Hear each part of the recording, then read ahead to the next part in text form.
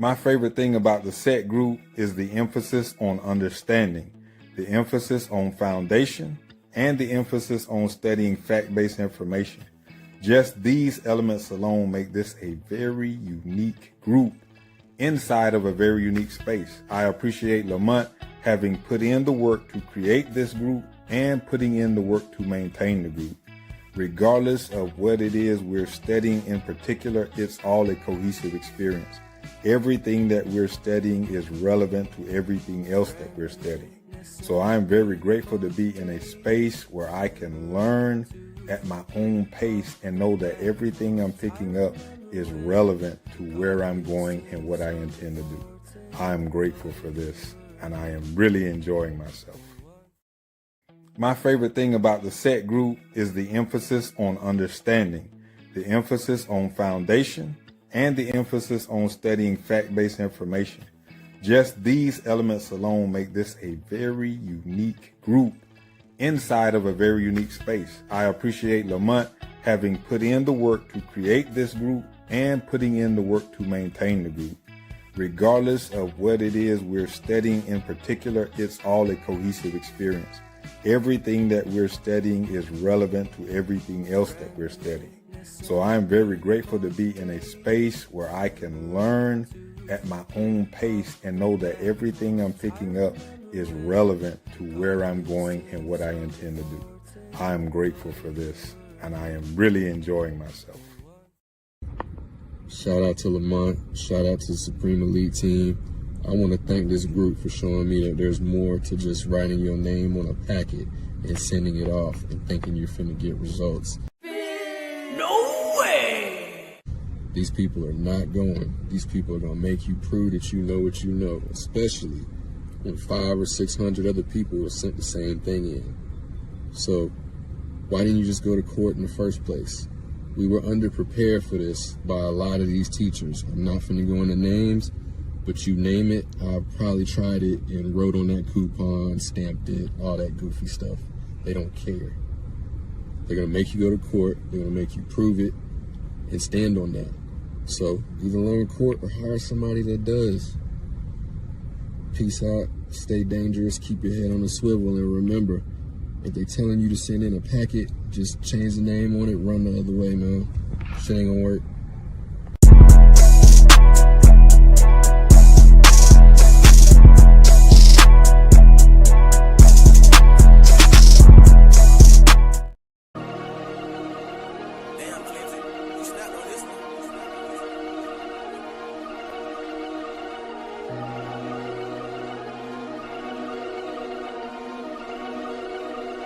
Pablo crazy for this motherfucker. Hey, yeah, run it up, bands.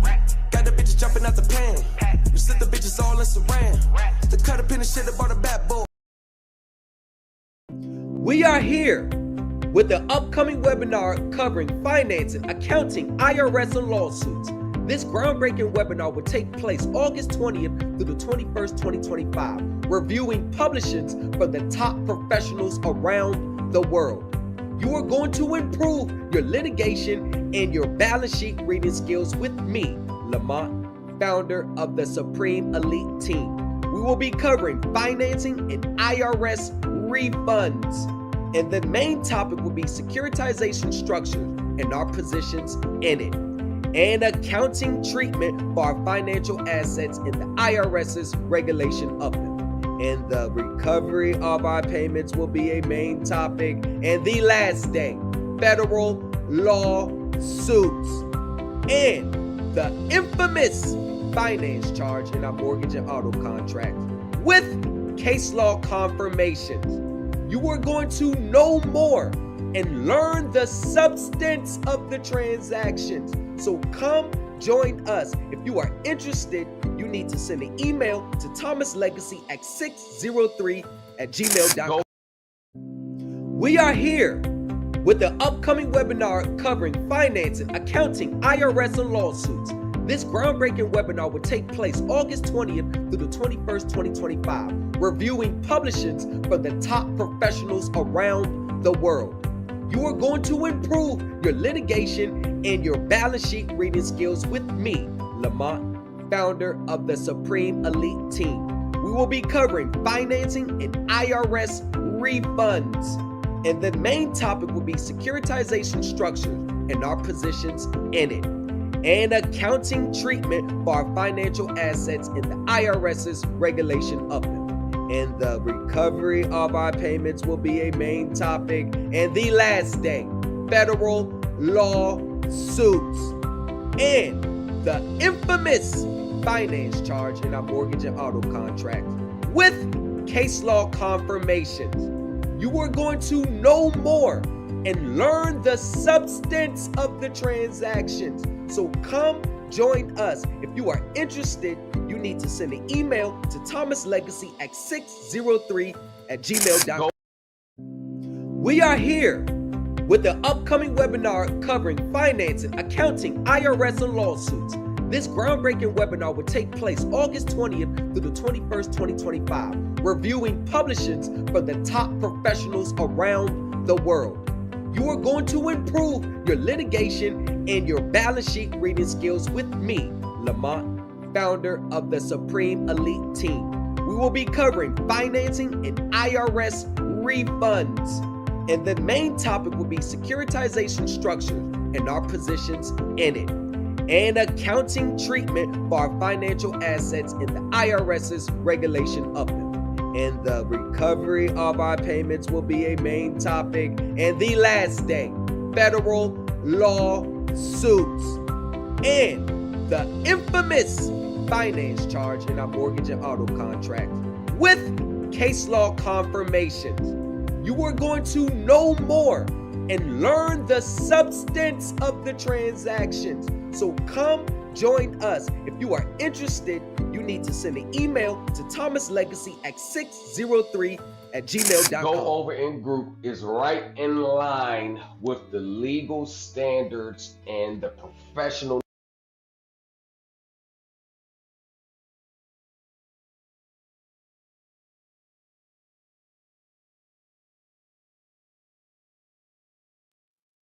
We are back. We are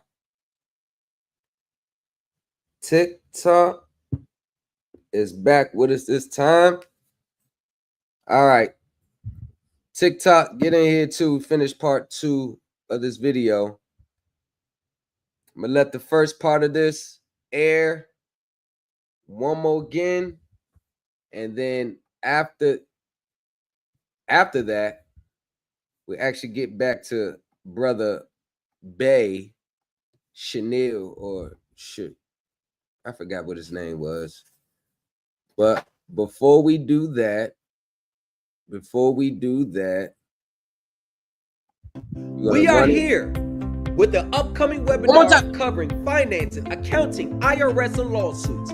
This groundbreaking webinar will take place August 20th through the 21st, 2025, reviewing publishings from the top professionals around the world. You are going to improve your litigation and your balance sheet reading skills with me, Lamont, founder of the Supreme Elite Team. We will be covering financing and IRS refunds. And the main topic will be securitization structures and our positions in it, and accounting treatment for our financial assets and the IRS's regulation of them. And the recovery of our payments will be a main topic. And the last day, federal lawsuits and the infamous finance charge in our mortgage and auto contracts with case law confirmations. You are going to know more and learn the substance of the transactions. So come join us. If you are interested, you need to send an email to thomaslegacy@603@gmail.com. Go over in group.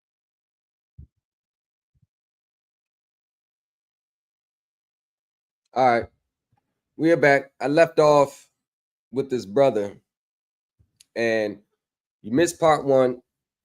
It's already on YouTube.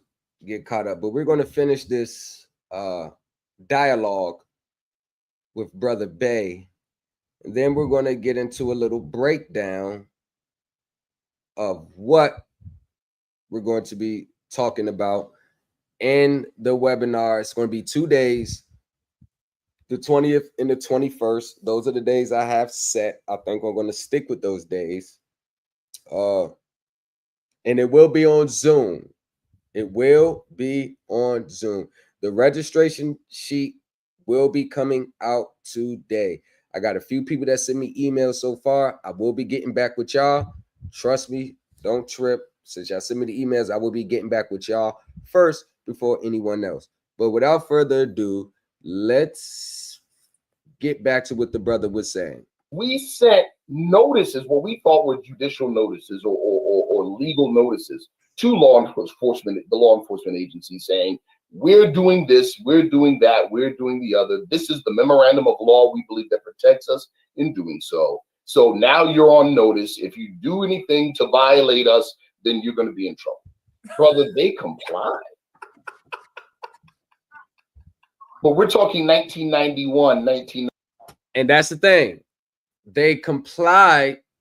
This was in the 90s, not 2025. This was in the 90s. 92, 1993. So law enforcement at the time erred on the side of caution. Right.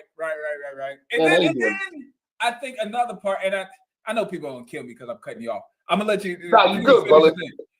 But I think people forget the climate that the FBI was in during this time. I mean, they had things like those cult interactions that they had leading up to this. Yes.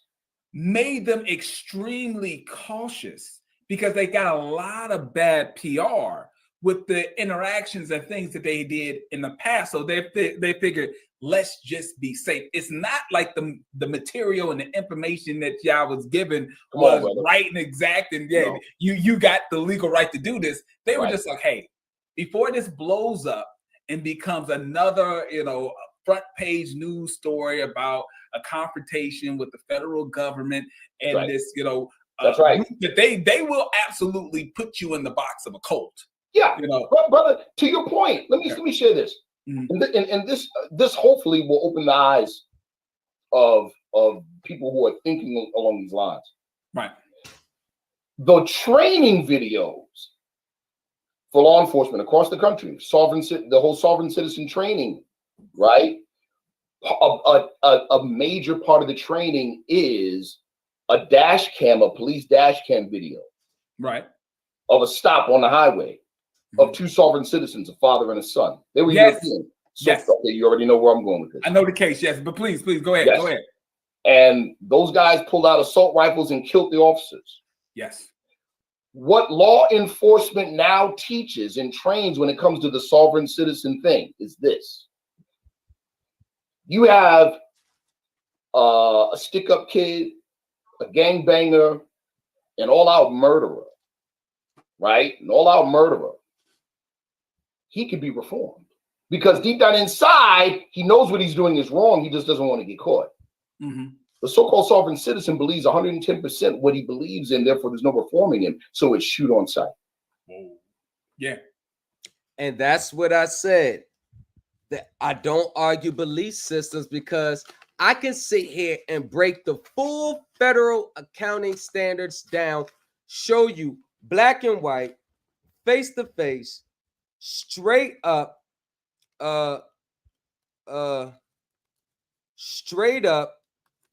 exactly what you need to know, everything you need to know, what the accounting is saying, what the government's saying about it, all that. And no matter what, they're going to double down and triple down on their beliefs. They are going to double down and triple down on their beliefs. And no matter what, there's nothing you can say because they've brought into the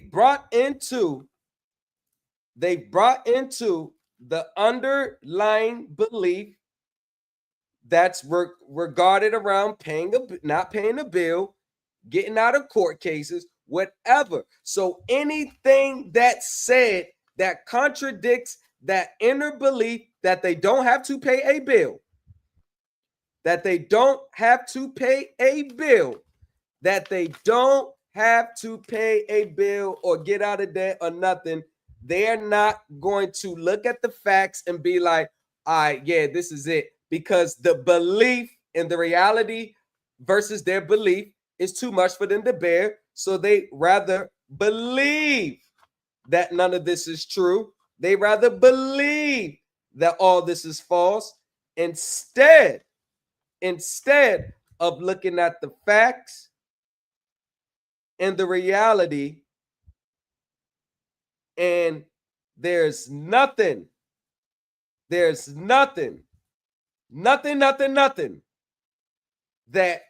you can say that's going to get them out. Regardless of no evidence of them winning, no evidence of none of that. It's the belief that keeps them going. They don't want no real results. They just want to be right. They don't want results. They just want to be right in their conviction. And they want the wins based on their belief instead of the wins based on the actual legal standard, because they know they're not well versed in that way. And that's going to take them too much time to figure out that way when they already got it in their mind that their remedy is right above the horizon. That's it. Yeah. It's SOS on it. Yeah. And that's just the truth. It's SOS on them. It's shoot on sight. And so people need to think about that. Right, wrong, or indifferent. Of course, we can argue successfully that they're wrong. But outside of the argument, let's just say for argument's sake that they're right, you're getting shot. Yeah. I mean, because I've seen that tape and the brutality from it, because one of the officers was actually the son of the police chief or whatever, commander that. I mean, and for him to come on the scene and see his son being like just slaughtered, it's ridiculous. And so here's the once again, these were groups that if they had their way today, so-called black people would be in chains tomorrow. Right. And now you want to take on their karma? Right. You're catching the heat, right? You got people from the black community that are joining on with this Moorish national ideology. Right. And we're catching the heat from people who are, from an organization that was founded by white supremacists. Straight up and down. That's actual fact, brother. That's actual fact. These guys are neo-Confederates that are still in their own way fighting the Civil War, brother. Yeah. I mean, come on, man. We can go forever. This guy, he talks some gibberish here that I hope that maybe you can break down, because he really when he mentioned something about the Earl of Canterbury or something. Man, yes. When he gets to talking about the Pope. All right. They're in violation of the Constitution. They're in violation of the treaty. All right. Can I pause you for a second? Go right ahead. I want to. Okay, he mentions treaty law, right? Watch this, right? And again, brother, you're an accountant, so you understand contracts. Oh, absolutely, yes. Treaty is a contract, but a treaty is a contract between two recognized nations, and a nation is not just a group of people, in that sense, right? Okay. Right. Yes. They're talking about the Treaty of Peace and Friendship, 1786, right? Between Morocco, the old Morocco, meaning the old empire, the old Moroccan empire, not the present Kingdom of Morocco nation state, as post 1956. Yes. Right. Yes. So they're talking about the first nation state or sovereign body that recognized the 13 colonies as a state in the nation of in the family of nations. Gotcha. And that was 1786. The Moroccan Treaty. Right? Yes. So because it was the Moroccan Treaty, these people, and I say these people because I had to get my Jordan 1997, 1998 throwback. The year he won his last championship. Had to get the Chicago Bulls. Had to get the throwback on them. Yeah, let's get it. That used to be me. Believe that. Oh, well, that treaty represents us because I'm a Moorish. I identify as a Moor. So it's really my treaty with the United States. Right. Now we know who the parties were. Individuals are not parties to a treaty. Right. It doesn't work that way. It doesn't work that way. And here's the other part. Again, the founder of the organization said that the organization was founded to teach our people the things that make us better citizens. Now, he said that, and people can bounce that word around as what citizen actually means, but we know what he actually did. In the year 1928 was an election year, right? In the city of Chicago, the state of Illinois. Noble Drew Ali, this is some history some people may not be aware of. Noble Drew Ali was largely responsible through the members of the organization and them following his lead. He was largely responsible for the election of the first quote unquote African American into Congress since Reconstruction. That was Oscar the Priest. He organized over 3,000 members of the Moorish Science Symbol of America to vote at the national, state, and local level. Question: how in the world are you participating in a foreign nation's political process? So if he actually told them to do that, Noble, to go out and vote, then why are people today saying that we're foreign? They have this has no bearing over us. Why is that the case then? I'm just trying to figure out why would that be the case. I don't know. Y'all tell me. Come on, people. So clearly, Noble Drew Ali was not at war with the federal government. You know how many times in his public addresses he said, "I'm here to help the government"? How many times in his public addresses he told the members, "The government is behind me, now I have to get behind you"? He said, "The European is helping me, why not you? It's your problem." Well, hold on now, because that's not what they say today on social media. That's not what they say today. That has nothing to do with what they say today. So Noble Drew Ali got it wrong, and everybody else online got it right. That's what I'm hearing. Did he have a car? Did Noble Drew Ali have a car? And a chauffeur. And guess what else? Here, another famous individual, very famous individual. Oh man, now I'm drawing blanks on names. It'll come to me. Aaron Payne. Okay. Aaron Payne Ill. Aaron Payne Ill was a decorated Chicago prosecutor that turned private attorney. Okay. That was Noble Drew Ali's attorney. Okay, I read something about the brother. Yes. So he had an attorney. He wasn't popping up in court saying, "I'm here in propria persona, sui juris, as myself, to challenge the jurisdiction of the court." No, he had an attorney. Yeah. No, he didn't. It's impropria persona.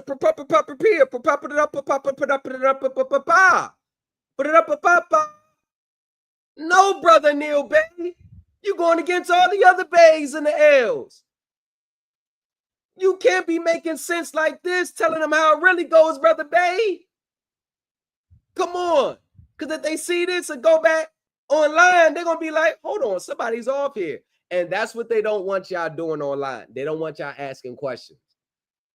Y'all notice, if you see Thomas Legacy 5 on TikTok, just know I'm going to ask them a question that only people that are well certified in that field is going to know the answer.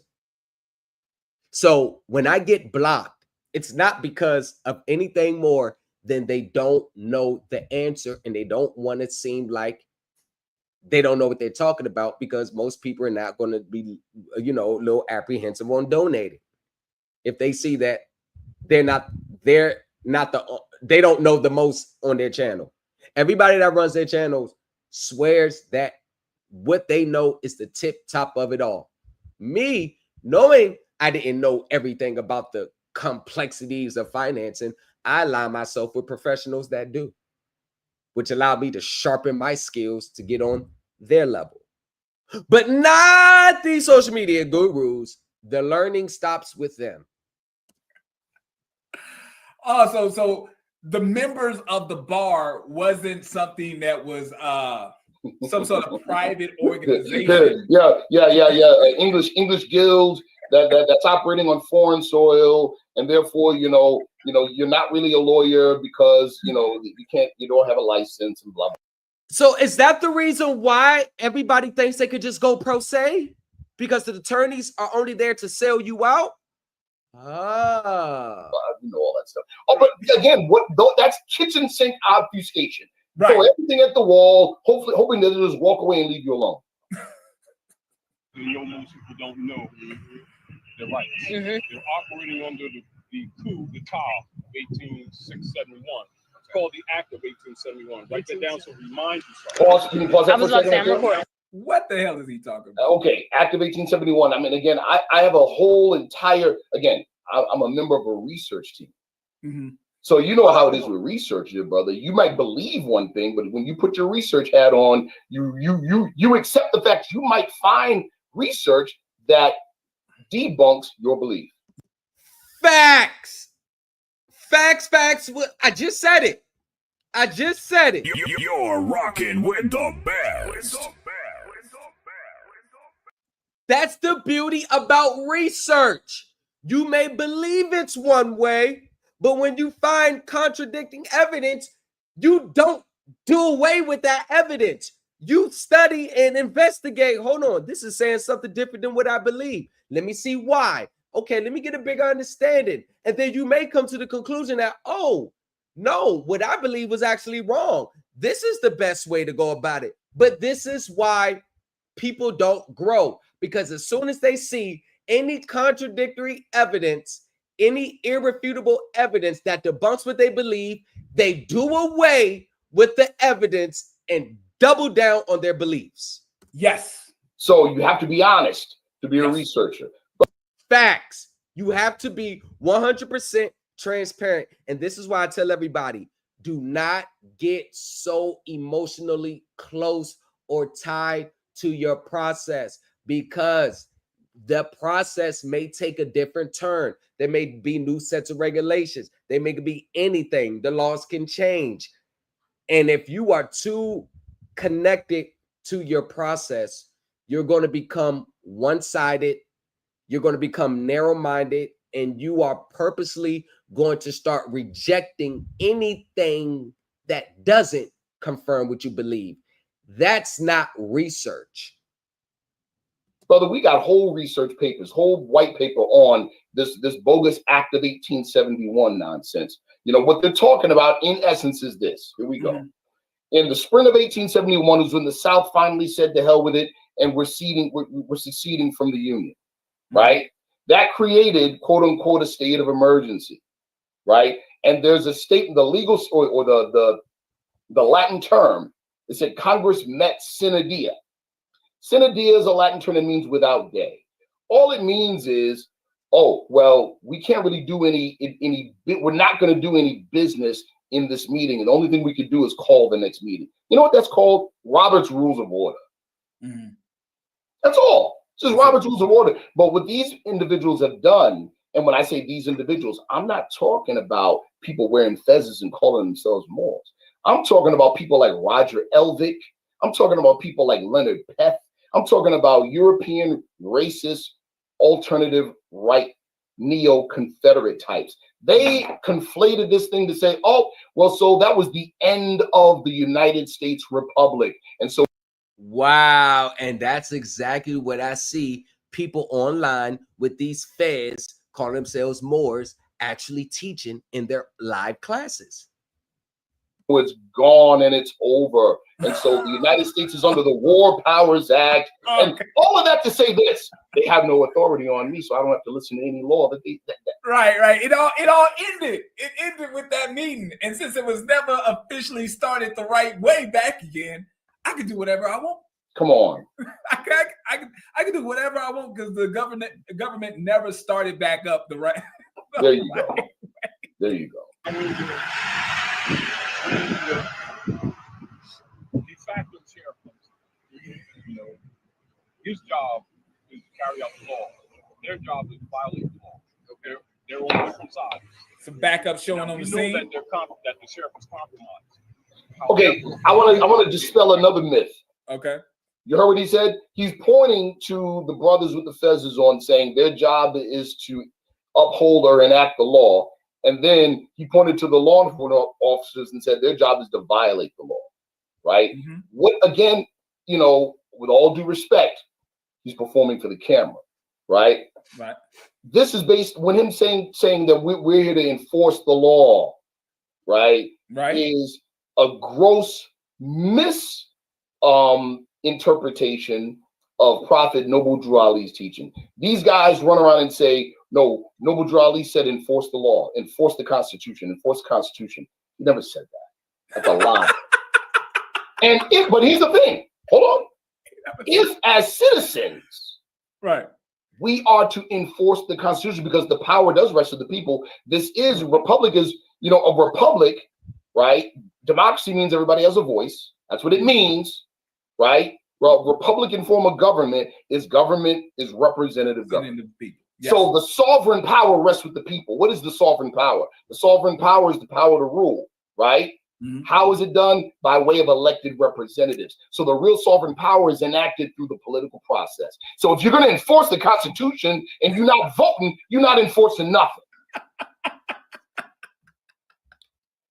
But to just be clear, Noble Drew Ali, because I've heard these guys, I've been down this rabbit hole, brother. Yes. They say it all the time. They say that Noble Drew Ali said. Yeah, they got to stop that. They got to stop that. He never said that. Let me tell you the point where he mentioned those words together. This is what he was talking about. See, brother, with a lot of the people that believe this way, context is a moving target. Oh yeah, right? yes. So yes. This. Woo! I don't think. I don't think they heard that one again. Bring that one back from the top. I don't think they heard that one. You heard what he said? Context is a moving target. Noble Drew Ali, because I've heard these guys. I've been down this rabbit hole, brother. Yes. They say it all the time. They say that Noble Drew Ali said. Yeah, they got to stop that. They got to stop that. He never said that. Let me tell you the point where he mentioned those words together. This is what he was talking about. See, brother, with a lot of the people that believe this way, context is a moving target. Woo! Oh, yeah. Right? Yes. So yes. This is where he said it. He was talking. He literally, man. Context is a moving target. Brother Sharif Anil Bey, I'm going to borrow that from you. Context is a moving target. Do you know what that means? That means context is going to be different depending on what you're reading, what you research, what paragraph, what court case. It's not all just going to be the same underlining. Prime example, March 9th, 1933. That has been taken out of context. HJR 192. It's been taken out of context. Public Law 7310. Been taken out of context. International Bills of Exchange. International Promissory Notes. Hell, using the Bill of Exchange anyway. All the nucleus of a majority of people's beliefs have all been taken out of context. That is a recipe for disaster in itself. You know what, brother? Hold on. I'm going to read the words myself. Noble Drew Ali can say it better than me, right? I'm going to read his actual words. He said, in a divine warning by the prophet for the nations. This is what he said, right? He said, I am hereby calling on all true citizens that stand for a national free government and the enforcement of the Constitution to help me in my great missionary work. Help me save my people who've fallen from the constitutional laws of government. In other words, he was talking about the Constitution being forced on us. Mm-hmm. That's what he was talking about. Let me continue. He said, I love my people and I desire their unity and mine back to their own free national and divine standard, because day by day they've been violating the national and constitutional laws of their government by claiming names and principles that are unconstitutional. If Italians, Greeks, English, Chinese, Japanese, Turks, and Arabians are forced to proclaim their free national name and religion before the constitutional government of the United States of America, it is no more than right that the law should be enforced upon all other American citizens alike. He was talking about. And this brother right here, he actually is part of a research team. I find it very ironic that everything he's saying and what the, I guess, the Moorish Temple really stands for is in total contrast to what you see people talk about online today. Everything that Bill paid, do this under the name of a Moor, he's saying that's nowhere near what it's about. He's actually debunking the same people that call themselves Moors or the Moorish Americans today. These ain't my words. It's this brother's words. About the government enforcing the constitutional standard on our people. That's what he was talking about. Right. Had nothing to do with not to go out into the streets and start breaking laws saying because we believe them to be unconstitutional, so we're just gonna break them. Oh my God! Okay. Constitution and treaty. They're not their obligations to corporations, and their business. This is why they carry out Christian black codes. This is where he's coming from. What are the Christian black codes? Okay, good question. There is such thing as the black codes now. Okay. Catch me on the other side. I'm on the other side of YouTube at the New Culture Empire. The New Culture Empire.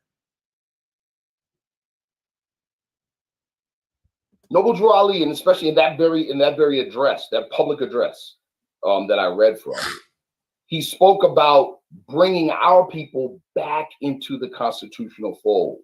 This speaks to, especially in 2021, an aspect of history, American history, that most of us don't know, right? Our history, so-called black history, so-called African-American history, as we're taught today, starts with slavery, right? Right. And the presumption is all of our people were here by way of the transatlantic slave trade. You're familiar with Scott versus Sanford, 1856, Dred Scott case. Yes. People mistakenly believe that Judge Roger Taney's opinion was the judgment. Yes, I know what you're talking about. I'm in St. Louis. Whoa. So there's a statue. There's a statue of the brother. Like I want to say 2 or 3 blocks from my office. Y'all, are y'all catching what this brother is saying? Because I like to do historic law, where we come. I'm into all that too. But what this brother is given a deep dive understanding. Well, I believe, say he's part of a research team, and he lists off the factors to make a good researcher. So I believe he knows what he's talking about in that context because I'm a researcher. I know what it takes to research. You got to put all your personal beliefs out the window. But what this brother is saying, it's damn sure different from what you hear online today. I'll tell you that much. Yes, sir. You'll run into the statue of the brother and his wife. So exactly. I know what you're talking about. Yes, exactly. There's a legal term called dictum, right?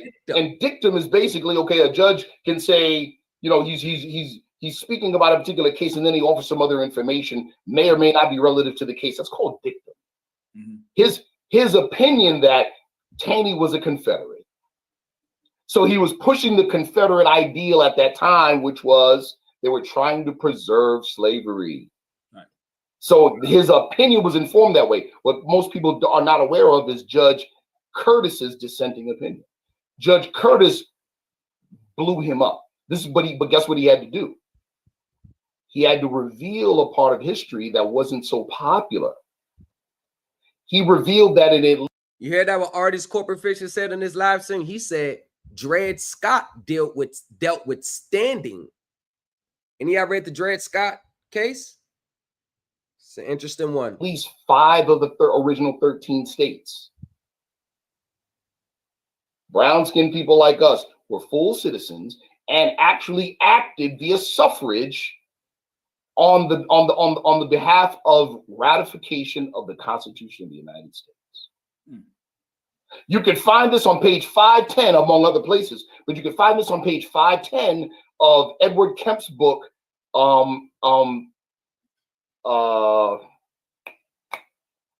Abraham Lincoln's common. It'll come to me in a second. The actual name of the book. Lincoln's. It'll come to me. But anyway, 5 of the original 13 states, right? Our people were full citizens. This is what's not well known. See, a lot of the revisionist history that we're living today came post Reconstruction. Right. Wow. It came post 1877. Wow. Post, the Compromise of 1877. Again, that's another show altogether. All right. And then you've got the Confederates continued to fight via education and like the Daughters of the American Confederacy. Got it. They're the ones that are responsible for all the Confederate statues and also to revising the textbooks in school to say that slavery was kind of nice and all this other stuff. That was them. So we're living that artificial history. The fact of the matter is that we are citizens. What's happened is we've been socialized out of full. So is he saying, from what I'm catching, that we were citizens before the 14th Amendment? That, wow. Full enjoyment of the fact. So you had things like, in other words, okay, the black codes. The black codes were in that time period the same thing in essence as what Texas and other states are doing right now with voter suppression. Okay. That's what it was. Jim Crow type of tactics. And we are, you already know, Trump era, we're living in the new Jim Crow. Gotcha. Why he made that statement, right? Now the Attorney General is the comptroller of alien properties, and so they're not assuming, under the hypothecation, they're trying to claim that your property is their property. And this is the basis upon which they're making their stop. All right, because the tag is registered. Yeah, it's registered. Yeah, to their trust. Okay. The tag is registered to their trust. No, it's not. Exactly, brother. Your tag is registered with whatever county that you're in, so that one, they have a minimum level of the fact that the vehicle that you're driving is safe to be on the road. Right. So they make sure that you have a vehicle inspection. Some states you have to even have an emissions test, and that you pay your taxes. That's right, what the registration. And we know who's the actual owner of the vehicle is. So if someone was to steal your property, we have a record of who owns the property. Now, the mindset, see, what we're really dealing with here is an aberrant thought, right? Mm-hmm. The Chinese have a saying, if I'm 1 inch off of the path, I'm gonna be 1,000 miles away from the destination. Okay, yeah. And so we're dealing with the wrong thought to begin with. Mm-hmm. The thought is the government. I'm separate from the government. Now, let me say this really quick.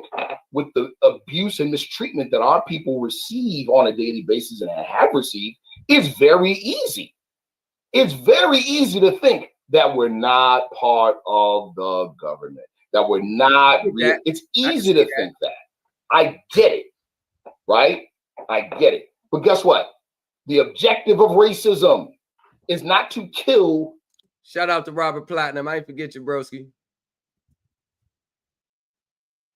So-called black people. That's not the objective of racism. The objective of racism is the same thing as the objective of the architect in the Matrix trilogy, to turn you to a batter.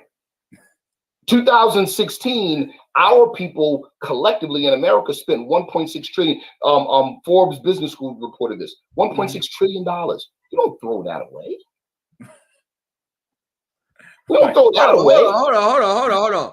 You said the African American, we spent 1.6. Did you say $1 billion or trillion? We spent that God damn it, man. You know, Where's the money going to come from after that? Why, Yeah. This is why you deal with the Archbishop. Now, so the problem that you have that's going on right now, and this is where, Just to be clear, this brother just talked about the Archbishop. I want to make sure you heard this. He just talked about the Archbishop, and I'm about to bring my brother up Ari's corporate picture. This is why you deal with the Archbishop. Now, so the problem that you have that's going on right now, and this is why Pope Francis came here, is because they have like sort of like a lightweight civil war going on. A lightweight civil war. Free citations. Here's your attack. Nice stuff. Oh, and as I bring up Artie, what he said is, here's your 3 citations. After this guy with the hat robe gets done talking, here's your 3 tickets. Now, Artie has a great video of breaking this down, and I want to get some of his insight. What the hell is he talking about? The Archbishop? What is he talking about, Artie? Thank you for reminding me about that. Well, I appreciate the cop reminding us all why we're here in the first place. there you go. You know, what between Tosh talking about bonds, talking about 1871, talking about the Act of 1871, and talking about the Pope Francis, we are reminded that this is a traffic stop in Philadelphia. What is he talking about? You know, what you have to bring yourself back in to realize why are we even here and realize, because yes, I did do a breakdown of this several months ago. It nearly broke me because I had to pause every 5 seconds to write down what he just said and figure out how am I going to debunk this, because it's hard. And I will say Tosh has a unique skill in he's able to vomit out this level of word salad with such confidence and with rapid fire that. Nah, that is true. He said 1.6 trillion. We could have built 50 black. Yeah, I'm trying to figure out, where did the money go? There is no way on God's green earth that as collectively we spent $1.6 trillion, but yet we don't own shit. We don't have our own nothing. And the people that own shit is very scarce. How is it? Let them Asians would have spent. You see, you know what the problem, especially in the black community, that I see? The problem with the black community is that we spend, our dollars come in the community, it goes back out the community, and it never circulates. So our black dollars circulates one time, and it circulates another to the other agencies. I mean, other, ethnicities. The Asian dollars, their money circulates here, and then it may go out a little bit. But us, we circulate one time in the community and bam, back out to the other races. Because I've dabbled in a few of his other videos that people have had on his other podcasts that he has on YouTube and everything. Right. It's equally as bad shit, but for him to do this in the middle of a traffic stop is makes it even better. Right. What he's referring to the Archbishop, Robert, I know a lot of black people that make good money. I know black people that make way more money than me. And it's very few far in between where in the black community, to be honest with you, there's really nothing for our money to really circulate around each other. And we're talking about in mass, because too many of our people, we value symbols of wealth instead of actual assets that produce wealth. They value symbols of wealth, whereas those symbols are property of families that's going to be passed down. So those families are getting rich off the symbols they market to us.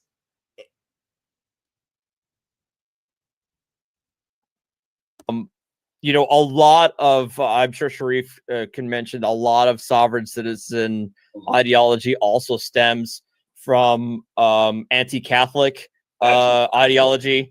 There's a lot. It's a lot of anti-Catholic, anti-Jewish, like stemming instances. So oftentimes, I've heard a lot of that in my research. That you know, they often talk the Roman cult, the Vatican's in control, everything and this and that. So there's a lot going on in there in that arena. That's what my only reason why he's referencing the Archbishop in here.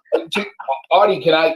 First of all, nice to meet you. Nice to meet you too, sir. So what you said about his, you know, Taj's ability to kind of, you know, he's been doing. Understand? I've known Taj. The first time I met Taj was in 1996. I met him in 1996. So I was still involved. I still have the same mindset. You see, he has not changed. You know, we have a saying in the More Science System of America: the wise man doubts often and changes his mind. The fool is obstinate and changes not. He knows everything but his own ignorance. That's you see what I'm saying? I'm doing my part. Yeah. New owner verification sheet. Doing my part. I got my second property in July. I'm doing my part. I'm trying to do my part. I'm trying to leave something to pass down to my kids. The whole thing for the property I just got. Everything in it. I'm doing my part. Closing officer. Ron Taylor. Closing officer. I'm doing my part. I got shit I can lead to my kids. I got properties that I can lead to my kids. I'm doing my part, and it ain't easy. I bust my ass for everything I get, everything I do, and it comes with sacrifices. You got to be able to say no to yourself. There was quite a few things I wanted to pick up that I like, but I said no, and we're moving. I have to get on full, straight, conservative spending mode. Because for the future of my family, this is going to be the best move today. I'm not an AD. I don't have millions, 7.8 millions. I never claimed to be. I do good for myself, but it's not just about me. It's not about the few. As a community, as much money as we spend, consume, our dollars should be circulating more than just once in the community. You know what the agents, you know how they all do it? Everything that consumers need, they all got it in-house. Oh, you need this, or they got this. What they got the. Notice how the agents, it's no problem in his business. Everything that us as a people, we want and crave, you know they got a stranglehold on it. Hair, wigs, weaves, shoes, you know how they got everything. Somebody, another ethnicity has a stranglehold on it. When the last time you ever seen a multiple black-owned hair, nails, wig shops? Every time it's the Asian just got the stranglehold on it.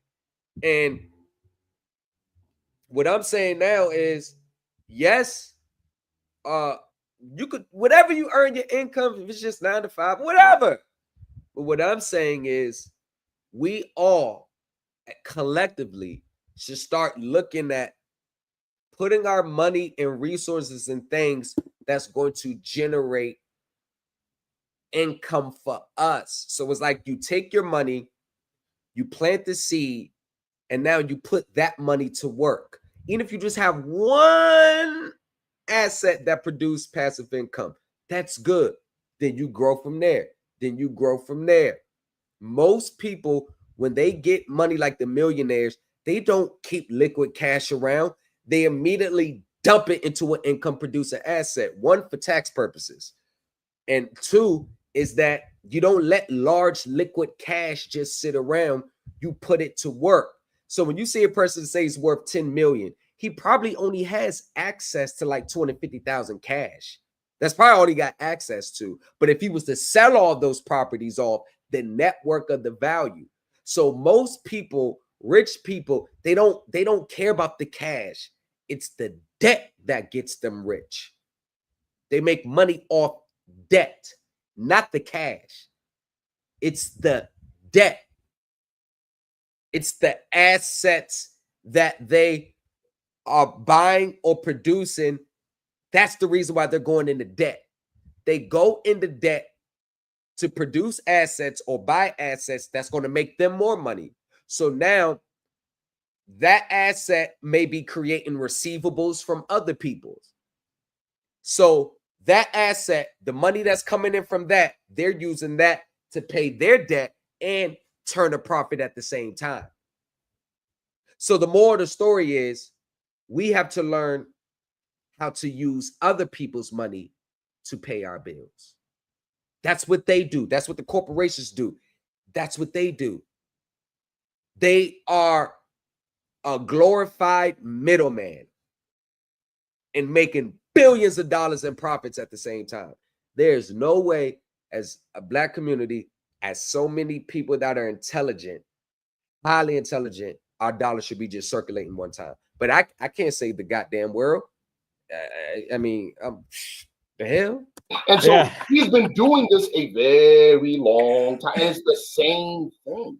Right. It's just he's just on repeat. He can just say it over. This is how he lives. I mean, he doesn't, at least what I'm aware of, he doesn't have a job, right? I mean, he doesn't like go to work and have a job. Being able to recite this BS and just being able just to throw out these crazy conspiracy theories and to quote nonsense events that some of them, or at least most of them from what I hear, events that never even happened. No. His ability to do that is the only way he survives. This is how he lives. Like JT, to your point of things that never even happened. For instance, and I'm sure Artie's probably familiar with this, right? For instance, the fictitious James trafficking speech.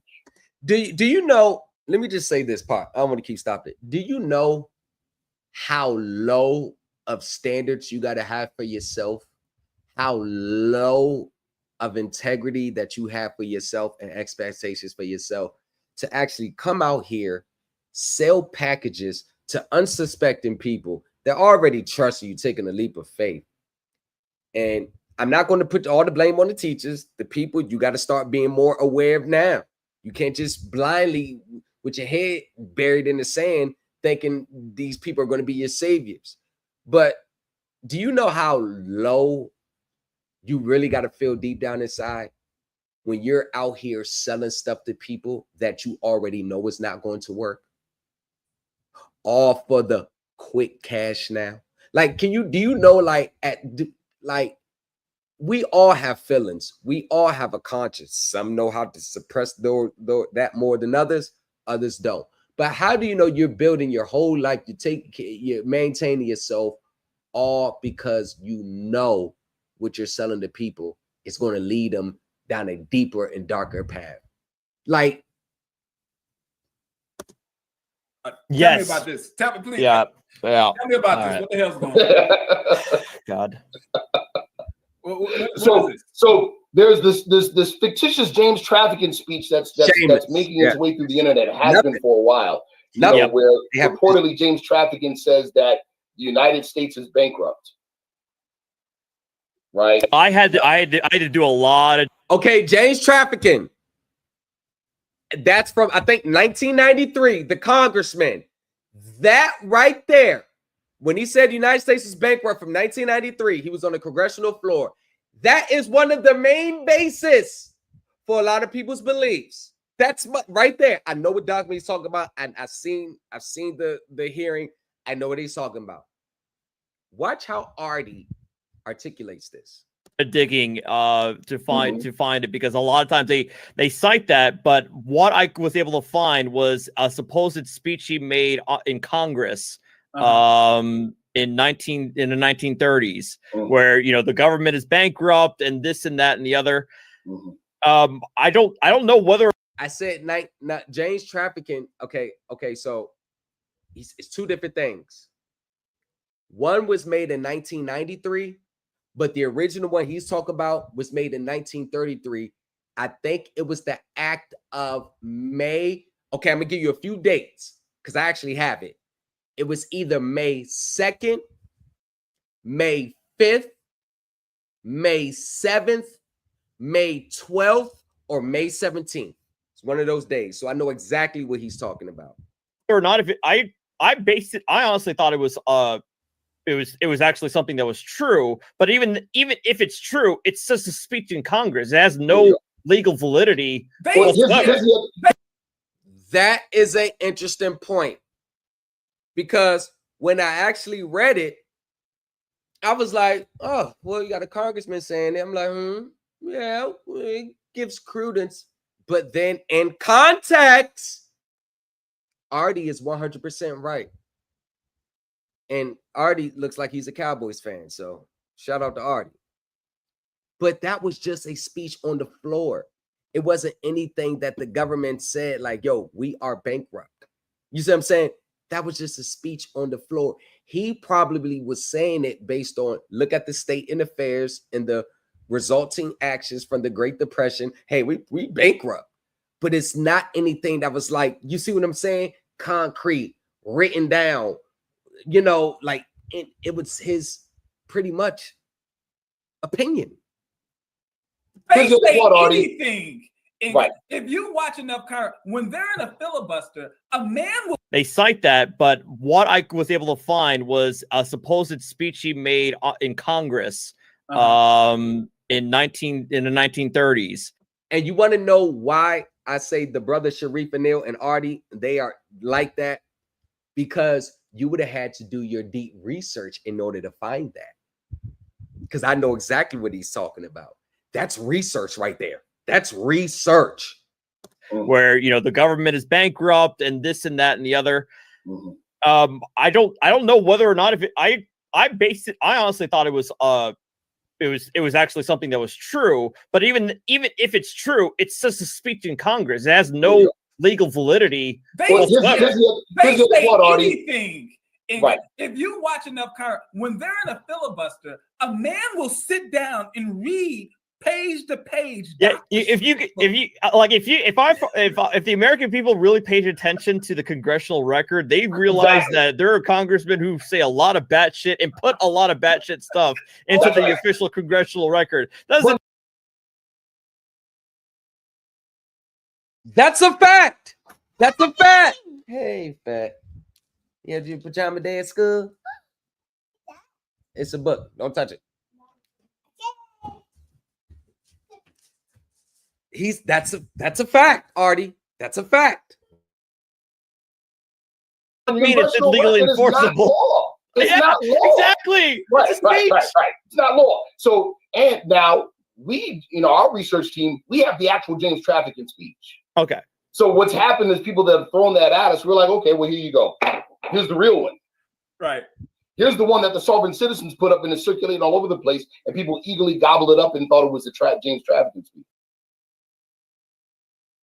That is what I was talking about. That's what I was talking about. What you see every day online. You're rocking with the best.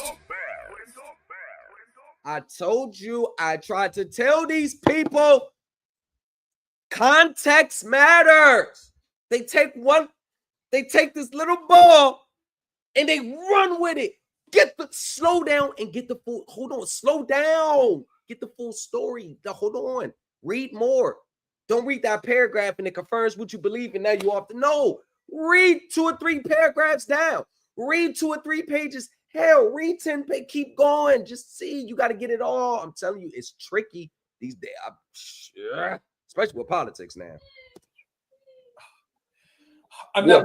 Before I press play, since we got Artie, he's an attorney. Could you explain what the hell is a Black's Law Dictionary? Why is that the holy grail of, if you can cite the Black Laws Dictionary, it supersedes anything that is going on in front of you? It doesn't matter if you have a police officer outside your window of your car, or if you're in the middle of a courtroom. Not JT, not just any Black's Law. It's got to be either the first, second, or third editions. Artie, you hit it right on the nose. There you go. It only be third max. Yeah. Why? There you go. First, second, third, sometimes the fourth, or latest the sixth. You're talking, yo, these people would take 1887 words and be like, this is it to. We are in 2025. You got the second edition. You see what I'm saying? And it's good to know how words were defined there, but a Black's Law dictionary is not like a legal statute. They worship the Black's Law like it's a legal statute. And why does it max out at the third edition? Because a lot of those have the archaic terms that have changed their meaning, because guess what? All words are made up in the majesty quote of Thor from the Marvel Universe. All words are made up, meaning all words can have their definitions changed over time as people progress. And so they rely on archaic terminology, largely that are including terms that are not rarely if ever used in a modern context. A lot of them are simply for rhetorical or for background knowledge, actual knowledge, that actual application. Right. And that's why they like the Black's Law Dictionary, because it has those archaic, ancient, ecclesiastical terms that, to be honest with you, are not used in the court today. That's just you want to know what to do to be successful in court. You got to study the rules of civil procedure, the federal rules of civil procedure, and your local federal rules. State law, same thing. Study your state law rules. But these people will do away with the state laws and the federal rules of civil procedure, and which every federal attorney goes by today on the state level, and they'll say, no, what's in this packet is the law. But when they say, nah, read the rules of civil procedure, do you see the mindset? It's the mindset. So they use that, and so especially using the right to travel cases, but that's why they rely on these archaic versions of Black's Law. Why they rely on it so heavily, I still am not even 100% sure why they emphasize the use of Black's Law, even though, right. But I just tell them, like, Black's Law is simply a secondary source. It is simply an aid. It is not. Okay, so when he means by secondary source, when let's say you got a motion, you're in court, and you're saying something about a contract dispute, and they did this, and you put a term out to say that they committed fraud in the contract. You can point to the Black's Law definition of that word you just used to describe the fraud and use that as a secondary analogy to to back up your point. In the source, Black's Law definition, this word I just used, such and such, is defined by any means of fraud, by mode, method, this, that. You use it like that, not plastered around like Black's Law dictionary. All right, here's my claim. No, it's like a second. He is 100% correct. That's why I know he's a real attorney, and he actually is a real attorney. But that secondary source is something that you see lawyers use all the time. Not binding authority, and oftentimes whenever I have debates with a lot of these sovereign citizens, they don't equity blended deal era. Hold on, please do. Also, too, is not binding authority, and oftentimes especially using the right to travel cases, but that's why they rely on these archaic versions of Black's Law. Why they rely on it so heavily, I still am not even 100% sure why they emphasize the use of Black's Law, even though, right. But I just tell them, like, Black's Law is simply a secondary source. It is simply an aid. It is not binding authority. And oftentimes whenever I have debates with a lot of these sovereign citizens, they don't like the fact that, no, the state legislature defined it as such, and that their definition supersedes whatever the Black's Law dictionary says. Right. They really don't like that. Right. So you could probably tell me why they have such a huge emphasis. I definitely like to share this with you guys, right? Please do. Also, too, you add the fourth edition, right? Anything fourth edition and up is like okay, right? Yeah. But this is why. This is the real reason why. The real reason is because anything after 4th edition is post New Deal era. That's a good point. That's it. Interesting. That's it. It's post, I forgot the name of the case too, but it was a case in 1938 where common law and equity blended. The case will come to me, but it was in 1930.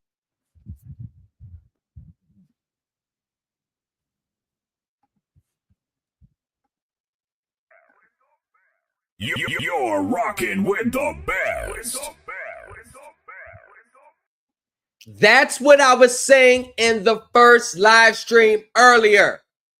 There's no more specific common law courts. Common law courts were taken out. In that case, he's talking about 1938.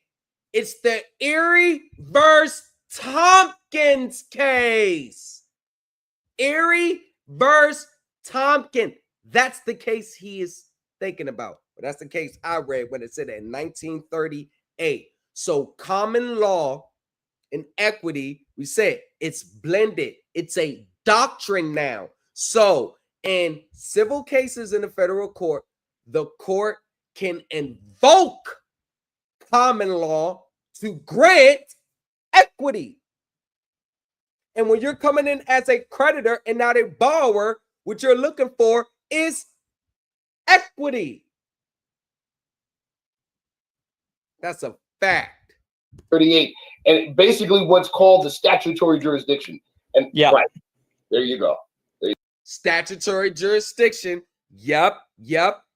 Section 1331. Yep. Where the federal government has the United States district courts have original jurisdiction over claims arising under these federal statutes. Oh, they are 100% on point. Yes, these brothers are on point. See, you notice how he's part of a legal research team and he's an attorney. You notice how we can sit down and have a dialogue with these people. Notice how we have a straight dialogue and be all on the same page. There you go. It was the Erie Doctrine. Yes. Yeah, that's what it was. Excuse me. Never mind me. I'm still getting over my cold. What did I just say? You're rocking with the best. What did I just say? You're rocking with the best. The Erie versus Tompkins case. They took the federal common law to court, merged it with equity. Now it's a doctrine that can be invoked in certain cases. That's your remedy. That's your remedy. Right there. That's what he's talking about. The Erie Doctrine from the Erie versus Tompkins case. Won't point out the little things that will actually... Well, part of the sovereign citizen ideology is that I was showing Resolution 192, never read it. The whole gold standard. Won't point out the little things. Yes. Yeah, that's equity blended. The case will come to me, but it's because anything after 4th edition is post New Deal era. Post New Deal era. That's why they like to use the Black's Law up to anything after the 4th. What happened with the New Deal? Put it in the chat. What was created at the New Deal? What was created with the New Deal? The Social Security Act. That's part of the New Deal. Oh, when I say I do my historic research on this country and this system, I know exactly what these brothers talking about. I'm right on par. Artie and Brother Chanel, I'm right on par. I'm following you. I'm following you. That's a good point. That's it. Interesting. That's it. It's post, I forgot the name of the case too, but it was a case in 1938 where common law and equity blended. The case will come to me, but it was in 1938, and basically what's called the statutory jurisdiction. And right there you go. There you go. It was the Erie Doctrine. Yes. Yeah, that's what it was. That's it. And That's any They would say they'll dictionary decide that too. after that won't point out the little things that will actually. Well, part of the there. sovereign citizen ideology is that FDR and the New Deal thing changed the government, and so it changed everything, and it made all of us slaves, and blah blah blah blah blah. Hence the emphasis on. That's exactly how they think. They think it all started right there at that time, right there. I swear to God, that's how they think. These brothers are on point. On point. House Joint Resolution 192. That's right. Getting the whole gold standard. And I've TikTok. I got videos. I done broke HJR 192 down so much. I'm gonna let these brothers ride out. But just to give you a House Joint Resolution 192, the only thing, just sum it up. If I owed you $1,000, I can pay you in 1,000 pennies. I can pay you cash. I can pay you in a wire transfer. I can pay you in a money order. I can pay you in ACH, or automated clearinghouse, whatever. That's all HJR 192 said. Is if I owe you $1,000, I pay you $1,000, whatever is recognized as legal tender right now. Not your self-created bills of exchange. Not your self-created promissory notes with no real assets backing it. That's all it said. Premonition before the gold standard was officially taken out. Artie, that's the whole realize, you do realize that I would say, I could say personally, 95%, it's more than that. I'm being generous. It's more than that. But let's just say 95% of the people that espouse this whole thing with House Joint Resolution 192. Yeah, I'm sorry. Hi, she, whatever your name is. You came in just sounding weird. Hi, what you on? What the fuck you think I'm on? What? That's what I'm saying. You up out here. I don't even know. You probably one of these spams. I don't know what you are, but you should already know what I'm on. You should already know what I'm on. You already know what I'm on. Like, not today. That's the whole episode. You do realize that I would say, I could say personally, 95%. It's more than that. I'm being generous. It's more than that. 99. Let's just say 95% of the people that espouse this whole thing with House Joint Resolution 192 never read it.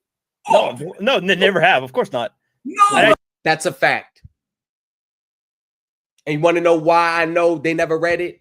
Because if they read it clear on his face, it says nothing about paying your bills. Y'all, they're online, doubling and triple down on information that they never verified for themselves. It's just pass along. That's all it is. Pass along. That's all it is. Pass along, pass along, pass along. If you read HJR 192, you're going to see for yourself that it had nothing to do with the government paying our private debts. It was nothing. Only thing it was done, it was based on the Parity Act. Meaning, when we went off the gold standard and went to more of a fiat currency, now we have legal tender. Before the gold standard, payments were required to be made in gold or currency that could be converted into gold. And since now the government's no longer in the gold standard, you cannot obligate any obligee to pay you in gold. You're going to get paid in whatever is legal tender at the time. That's all HJR 192 said. So whatever is recognized as legal tender, y'all know how it goes. Y'all know how it is. Hey, bro, have you ever asked anyone to pay you in gold? Huh? Does any of your contracts, whatever you got, where you got to pay monthly, require you to payment in gold? No. It's all cash, currency, wire transfer, money orders that's recognized as legal tender by the government today, or negotiable instruments that could be converted into legal tender.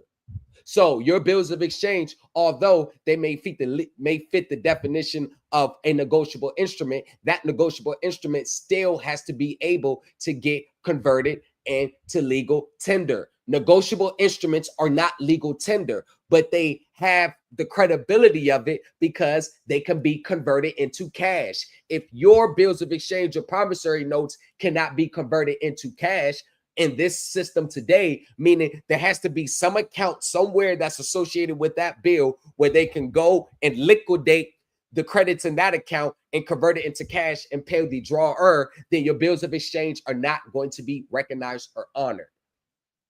I tell them about it too, and they just ignore me and they pretend I didn't say anything that disagree with them. They've never read the resolution or the. And that's another thing they do. When you catch them on the point, they're going to filibuster. They're going to move around. They're going to duck around what you said, and they're going to act like you never even said it and start going back to their point.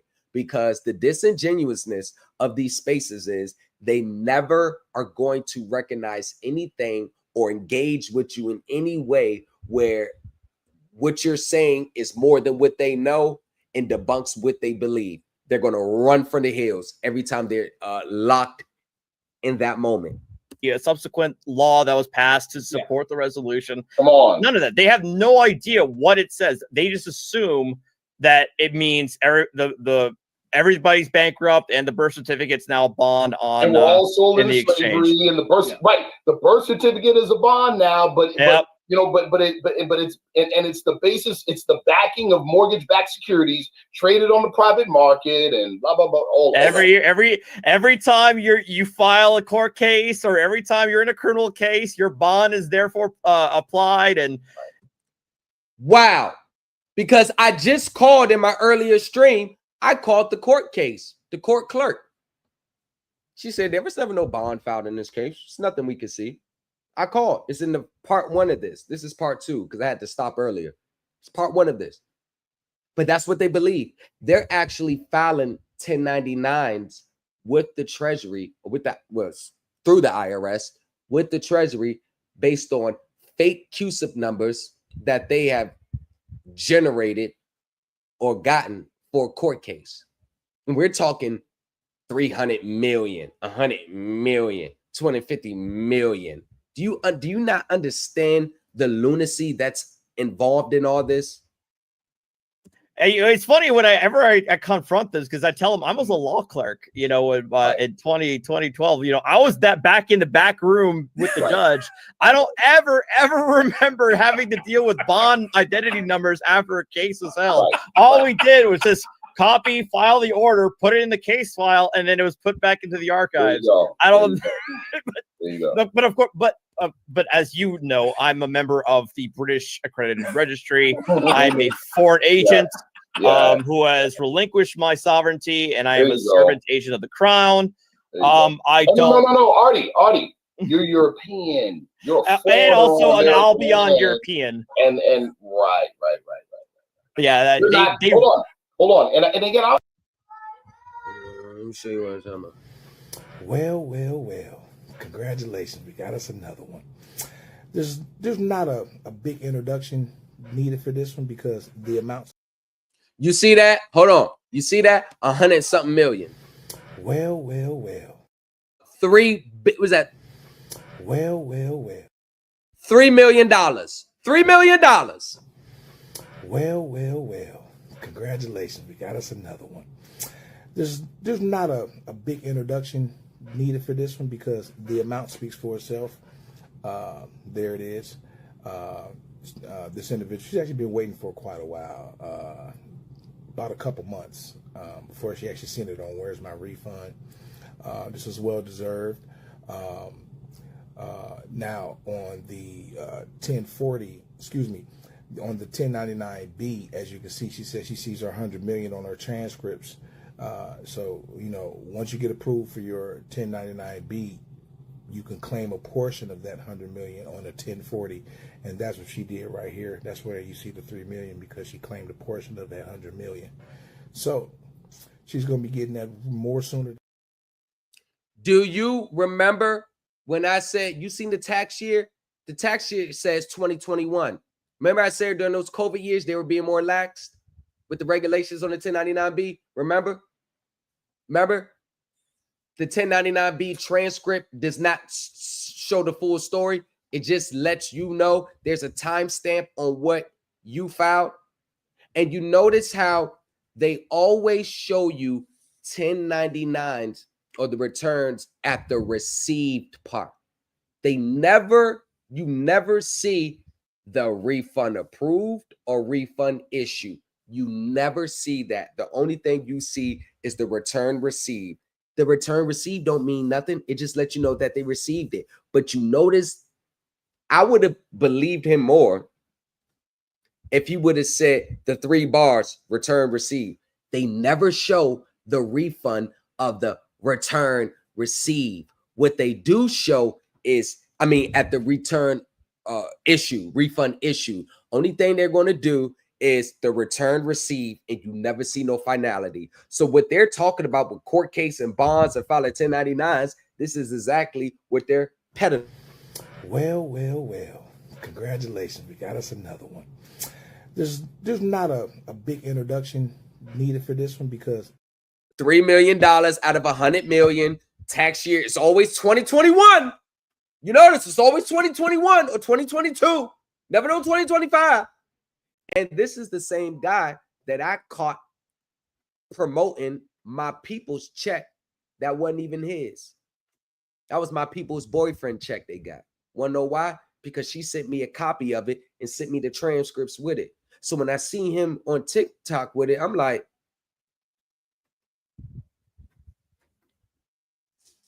what are the odds of the IRS sending the same identical check to 2 different people down to the cent? So I went and looked at my files and said, I looked at the numbers, looked it up again. This is the same identical check down to the goddamn cent.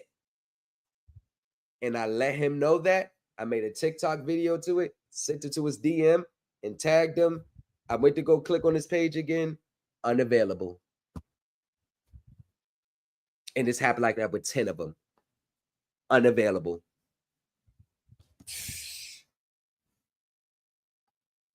I'm saying I'm not trying to make light of some of the stuff, although there can be some mirth to be had about it, but this is killing people. Yes. I absolutely agree. It's irresponsible. You know what I'm saying? It's irresponsible. You've got, come on. There's, again, context a lot of times is a moving target. And I wish.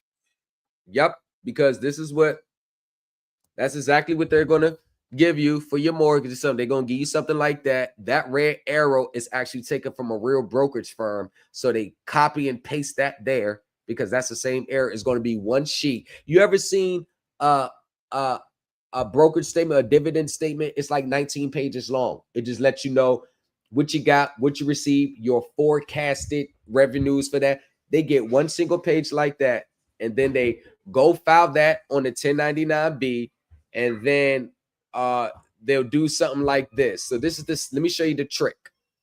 So they'll post something like this, right? They'll post something like this, and it's saying refund date, notice date, July 23rd, 2025, notice date, July 4th, right? Those are the results. Okay. But then what they'll do is they'll show that part. This is what a person did. This right here, refund, adjusted refund, $976,000, right? That's a lot. But when he goes to show the results, 2024, right? Why you block out the number? You had no problem showing the numbers there. But when it gets to the actual results, you just clip it off there. Why not show the same numbers? You showed it there when the refund wasn't issued yet, because these are 2 different things. They think they got all the sense. You just took that, look, late at night, 11:02 at night, got to find a way, look, and just clipped it off. That's something different. So what makes you think that this produced that, but this is totally different from that, and this never came?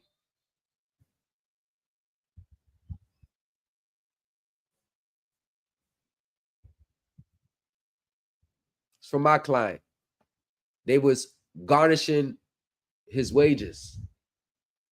It's from my client. Want to know why it's from my client? As you can see, you see the name Sanseviano? I typed that up. He got 4 of them. for 4 years because he followed the sovereign citizen bug, and they told him not to file taxes. So they started garnishing his wages, garnishing his wages, garnishing his wages, garnishing his wages on the federal side. So he reached out to me. Look, I did that, what, January? He got that April 25th, 2025. This is just one of them. And I sent that sworn statement for form. And that's what I sent. And he sent it to me in the text. This is a set off of debt. This is a set off. Lamont Thomas, thank you for your recent communication. We have reviewed our records and are writing to provide you the following update. We have closed your account and ceased collections. You have no further obligation regarding this account. And someone just told me they got an issue with Midland. And this is more the same one. That's credit card.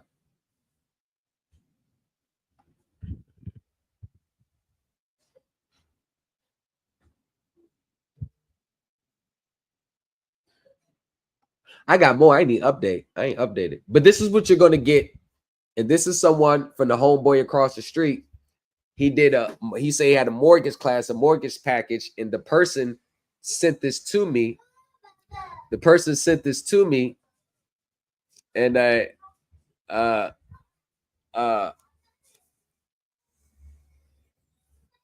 we have received your document directed towards PNC executive offices. PNC has read the content carefully and determined that the item does not create a duty with or impose an obligation on PNC. This document has no legal consequences. You may wish to review the following cases, which items similar to ones you sent to PNC have been rejected by the courts as frivolous. You see what I'm saying? And I could just go on and on and on and on and on and on and on and on and on. I'm a grandfather.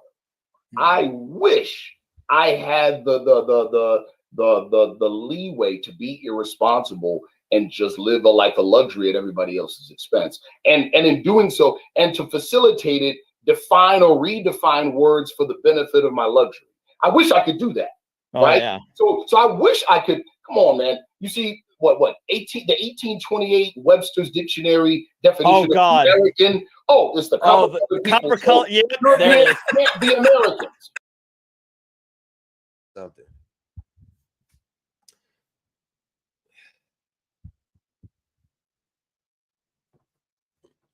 Who are challenging the system may be understandable, but the system destroys lives for profit every day, like decades for victimless cases. Well, here's the thing about the system. That all depends on your position in the system and what you take in the system. I actually love the system, how it's set up. Now, maybe if I didn't understand what I understand, then I'll be like, yeah, the system is one-sided. But no, the system is not one-sided. The system grants creditors relief and sticks it to the debtors.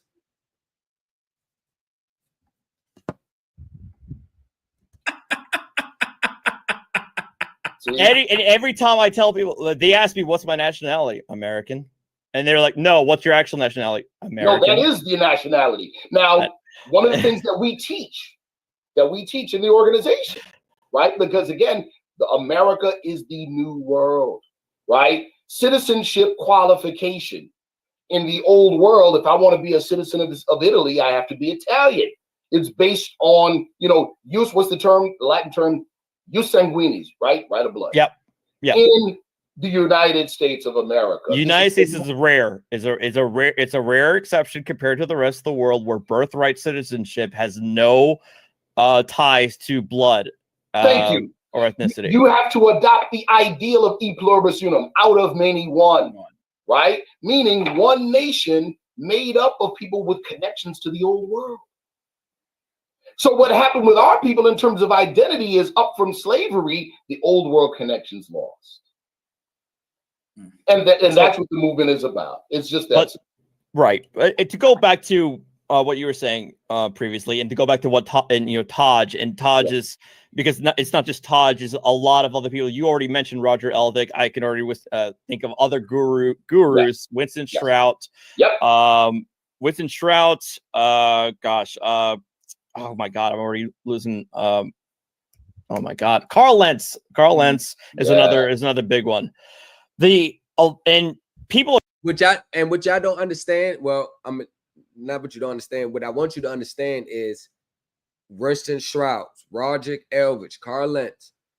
What you see people on today pushing are variations of those radical beliefs of those people. And Roger Elvidge had big ties to white supremacists. He had ties to organizations that Terry Nichols was a part of. Remember him, Timothy McVeigh, the federal building, Oklahoma City, 1995, when they 4th of July'd it? Yeah. People are getting hurt. We laugh at this. We laugh because it's comical. It's like, you can't help but laugh at the absurdity of it. But ultimately, that person still got 3 tickets. That person still has to deal with the consequences. He's probably going to not appear. So if he doesn't appear, he's going to get a failure to appear and a bench warrant out for him, which is going to cause him more problems. And it's not, and even worse for other folks. Like, a lot of times I have alerts for my LexisNexis that saves sovereign citizens. All the time I see often criminals dealing with some seriously heavy jail time, or people who are in foreclosure and are about to lose their homes, who got sold a $900 packet saying that they can get out of their mortgage. What have I been saying? You're rocking with the best. It's always in times of financial turmoil, and I get it. Sometimes you're back against the wall, always trying to get out of some criminal case or evade some type of accountability. And it's at those points where people find themselves being subject to this, being victims of this.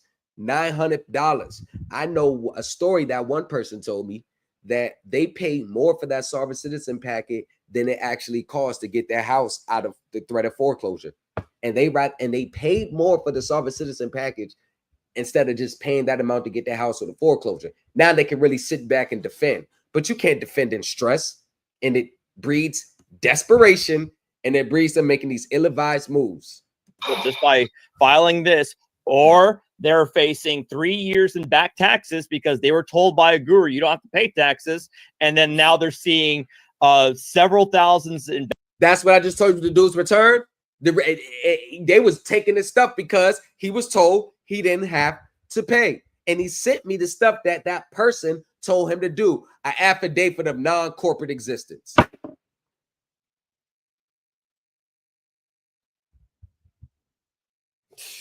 Back taxes on top of the penalties for not filing. And so people are getting actually hurt by this ideology. Absolutely. Financially and physically, because obviously, as you already alluded to, a lot of these guys are ideologues, and ideologues can take their ideology to the most extreme extent. There you go. One of the most heinous examples of that was in Baltimore, Maryland, a few years ago with the late Corrin Gaines. Yes. I remember that. I remember that. Sad story. Sad story what happened to that sister. Sad story. Let's finish watching this traffic stop, and then there's some other people that wanted to come up. We'll see what they have to say, but take them. We'll deal with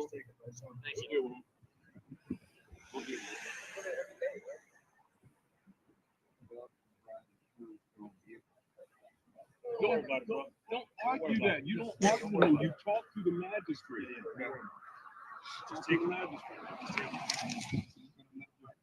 So you heard that part, right? What did he say? He said, no, talk to the magistrate. In other words, talk to the judge. Yeah, why are you even there? Exactly. What's the talk to the judge? First decent advice he's given so far. Right. That's all right. Now, keep these. You want to make 3 copies. Still want to share. Still want to share because we want to report this. We want to report this. What is reporting it to a share? What? What is the godlike power that a sheriff has? This is one thing that I was listening to that I wanted to know. One of the aspects of sovereign citizen ideology is this idea that the sheriff, being that most of them are elected, are superior to any sort of local law enforcement. Right. And I think a lot of it stems from like again the old archaic viewpoint that oftentimes in rural America, the sheriff was literally the only measure of law enforcement in town before we had modern policing as we do today. Right. So they often hold sheriffs in a far higher regard than what we would normally consider to be, which is why I laughed at the Mr. Rise of the Moors, what's his face, when Jamal, he got Jamal, yeah. Thank you. Jamal got stopped in a traffic stop in Connecticut, and one of the first he has this video up where he was stopping a traffic stop in Connecticut. He kept asking for a sheriff, and the police were telling him, "We don't have sheriffs." Right. And he didn't understand that. He didn't know where to go. What he didn't understand is that I think there technically are sheriffs in Connecticut, but they do not have almost any power whatsoever. They don't have any sort of law enforcement powers. Right. I think that to the extent they're nothing more than service processors. Mm-hmm. That's the extent of their power in Connecticut. Mm-hmm. Jamal couldn't understand that. So they have power. Of course, they got general powers of arrest, but their main thing is evictions, putting you out, process serving, courtroom protection, of course, when you have a small town that's just ran by the sheriff, then that's pretty much that town's police. But that's pretty much it. No. Because he's so ingrained in this ideology that sheriffs are this upper echelon constitutional officer who is above any local law enforcement. He could not understand that at all. So I think that's what he was in the military though, wasn't it? Jamal was a Marine. He was a Marine. Yeah. I happen to know a former friend of his that began studying with him together. Right. This former friend, right, later reached out to the actual organization. So this was a guy that was in the military. I think he was a Marine. He got into this sovereign citizen stuff. So him and he got a bunch of his buddies. They started bearing up arms, had standoffs with the police. And you could see it was a case, I think, out of Massachusetts or something, but it was actually all over the news. A former Marine getting so far down this rabbit hole. It was actually sad. More science symbol of America, and began to share what he was learning with Jamal. Jamal didn't want to hear it because, of course, you want to hear what you want to hear. Right. You want to hear what you want to hear. So the more he learned about the tenets of the real organization, the further he moved away from it, because doing it the way he was getting it from Taj Tariq Bey in the videos and RV publications and all that other stuff allowed him to do what he wanted to do. All right, we got a couple of people in the back. I'm gonna bring Root. Oh no. No. We're gonna bring Root up, but before we bring Root up, let me please give y'all the guidelines. Don't come on no crazy stuff now, right? don't come on no crazy stuff. If you have an argument that you think that maybe we're getting something wrong, that's cool. Absolutely. Don't try to take over the show, because that ain't gonna happen. You're not gonna take over the show. So come as a diplomat. I'm gonna tell you right now, be the best representation that you can be of whatever idea you have. So coming to the stage is Root. Root, what is going on? How you doing, Root? How are you? Oh, there you go. Oh, salute, brothers. Salute, brothers. Oh, no disrespect. Thank you for having me up. All respect. And Artie, I would never come on nobody's show and be disrespectful. And Sharif Bey, I would never be disrespectful behind a person's back. I'll be honorable just like I am in your face. And you're one of the first people that got me into the Moorish movement. So thank you for saying what's up, Islam, brother. Islam. All right. So what do you have to say about tonight's topic? Root? Oh, I apologize. I put it on pause. Just my opinion of it is, since Barack Obama, they've opened up a lot of floodgates of information out here, and people done read more. And I don't think that Taj Tariq is all the way wrong, and I think he represents a different paradigm of the Moorish paradigm is worldwide, but it directs that a lot of us is from here. That's the right word. Well, let's be more specific. All right. I'm sure, because I've gone down the rabbit hole. This man does lectures for hours upon hours. And within those hours upon hours, I am sure he has said something that I agree with. I'm not going to contest that. That's right. I'm going to have to put you on the spot and say, what about this particular situation? I'm going to talk specifically about not paying taxes because taxes are not legal. And I'm going to say specifically about not using or getting a driver license because you do not need a driver's license. Is he correct on those issues? Like I respect Sharif Bey because he's a wonderful, awesome teacher inside the MSTA of Moors, and I respect Todd Tariq that's outside. So I have not used the traveling thing, so I can't talk about something that I haven't used. And when I see Todd Tariq use it, he don't say get into problems with the police or the peace officer. He say handle it publicly and respectfully, and everybody that leaves the situation from him goes out there and act. I like how what you gonna say, archaic. That's these, they don't like you see when he see there, he didn't cuss the policeman out, didn't do all that other stuff, but everybody that goes outside that stuff does that. So you know, I haven't used this, so I can't talk about that. I get your point. I get your point, but I gotta make sure that we stay right on topic here. Either you believe it or you're not, because no, you're fine. It's just that here's the thing, because you're being extremely diplomatic. You're doing a better job than I could even imagine. But here's the deal: either you need a driver's license legally, or you don't. Either you legally have to pay taxes, or you don't. So if you support, because you're saying you haven't tried it, so you don't know. But you're right. I'm being a hypocrite. Kind of based on the fact that you haven't tried it, it leads me to believe you don't believe it, because who the hell is paying taxes if you really think you don't have to pay taxes? No. When I say you don't have to pay taxes, I say if you get into a different nationality or. And they're going to get into taxes in a second.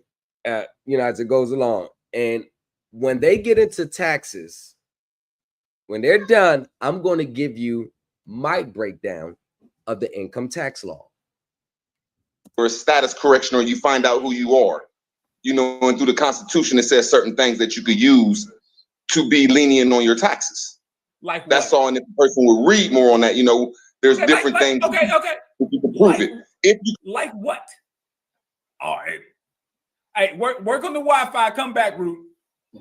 Come back, Root, because you can't just leave that out there. There's stuff that you can use. That's not how these things work, people. All right, coming to the stage, we got Glass Bay. Glass Bay is coming to the stage. What's going on, Glass Bay? What's going on, brother? Islam. Uh-oh. 5, 4. I'm gonna take you out, and I'm gonna see if you can come back in. He gone. Well, you got yoga in the building. What's going on, yoga? Hey, what's up, fellas? That's absolutely true. I'm traveling in my vehicle now, and I do not have a state's license, but my vehicle is registered in the state of Georgia. I'm driving, so it take a lot.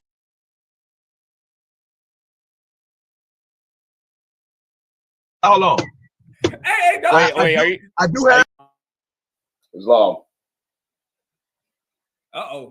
What's up, fellas? That's absolutely true. I'm traveling in my vehicle now, and I do not have a state's license, but my vehicle is registered in the state of Georgia. I'm driving, so it take a lot. Hold on. Hey, no, I do have my briefcase.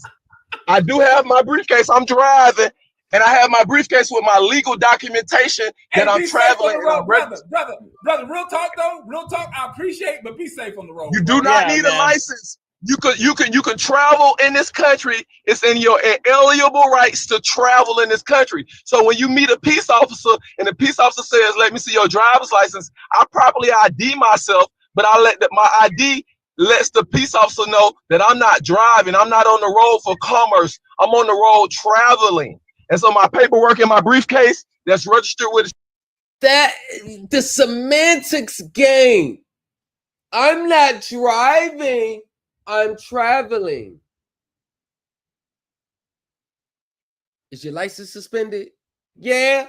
The old court fines? Yeah. Did they revoke it? Yeah. Now I see why you're saying this. the state of Georgia already notifies the state that I will be traveling as a man on the highways and byways. You only need a driver's license. Okay. Hold on. You only need a driver's license. Give a second. Okay. Calm down. Let's just break this down. Okay. So clearly you're driving right now. And you No, I'm traveling. I'm traveling. Well, I'm traveling. Earlier you did say you were driving. Listen. You only need a driver's license if you're at work. Hold on.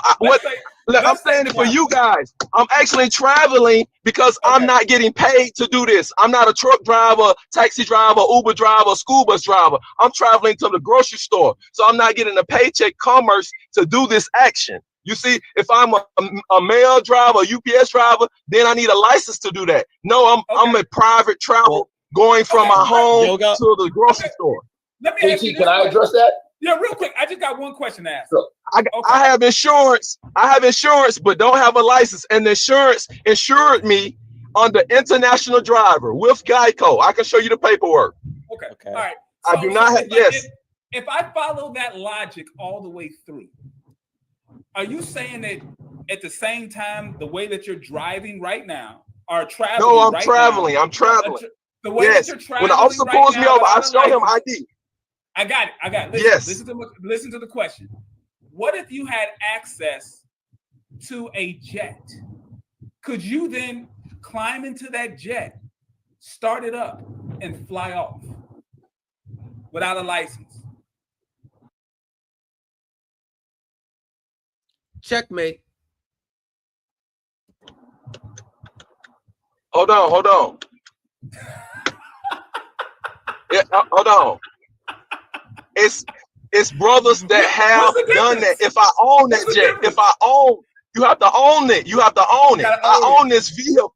Yes, you will have to own it. That's the drug cartels. We see that on the movies all. They get their own planes. They buy a Cessna, and when you buy a Cessna, you can put it on. Listen, you can put it on a private trust. I don't think drug cartels are going to care about a license. And anyway, listen. You can get a Cessna. Put it on a private. Why would the goddamn drug smuggling cartels give two rats' asses about having a license to fly the plane? Calm down for a second. The drug cartel don't care nothing about the license and the registration. Brother Yoga, I have to tell you that was a horrible analogy, brother. I want to ask Mr. Yoga. When you take your car out of park and to D, what does D stand for?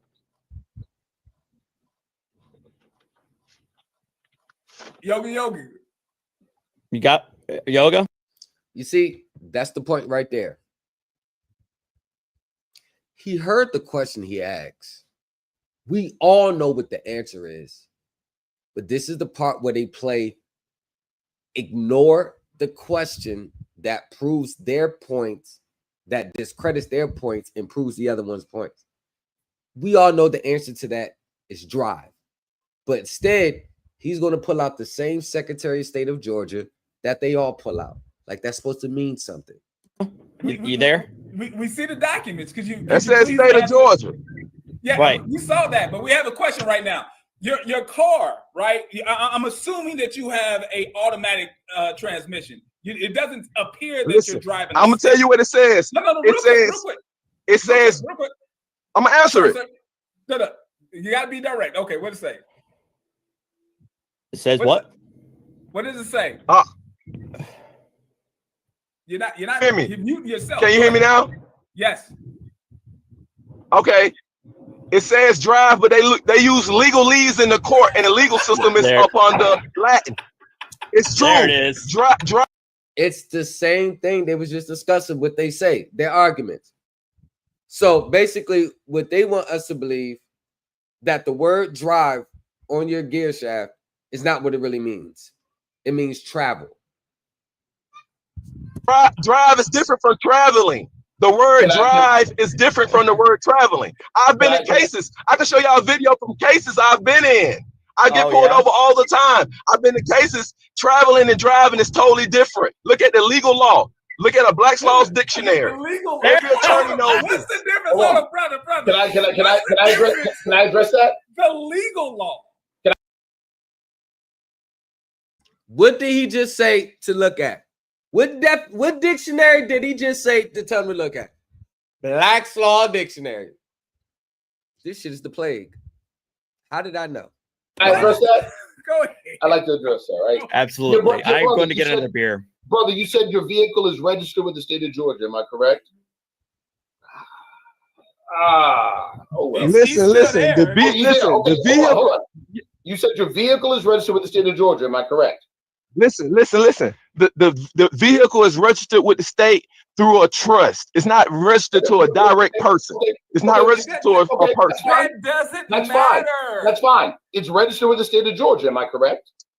Exactly. Okay, hold on. What is the definition of driver in the state of Georgia? Under the statutes, a driver is a person, individual, any of those things that's on the road, on the highways and byways for commerce. No, I'm not looking at the law as brother. That is not the definition of driver according to the state of Georgia. What you read is the definition of driver in Black's Law Dictionary. I'm a traveler. This is not hocus pocus. This is something I actually do and live. They pull me into court. Listen, they pull me into court and they release me. Literally, they've released me. I can show you video of this. My family thought it was crazy. Brother Listen, JT, so JT I'm just posting on that. You do not look. Native Americans don't have driver's license. What? Oh my God. Okay. Yo, Native Americans do not have driver's license. That's not true, dear brother. JT and Audie, as a point of record.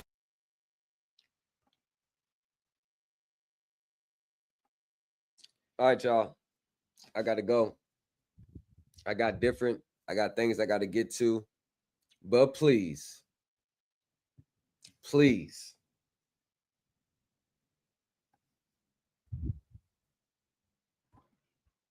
Here, with the upcoming webinar covering financing, accounting, IRS, and lawsuits. This groundbreaking webinar will take place August 20th through the 21st, 2025, reviewing publications from the top professionals around the world. You are going to improve your litigation and your balance sheet reading skills with me, Lamont, founder of the Supreme Elite Team. We will be covering financing and IRS refunds. And the main topic will be securitization structures and our positions in it, and accounting treatment for our financial assets and the IRS's regulation of them.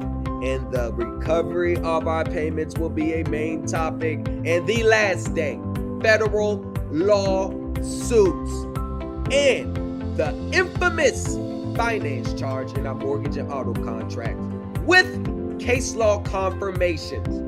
You are going to know more and learn the substance of the transactions.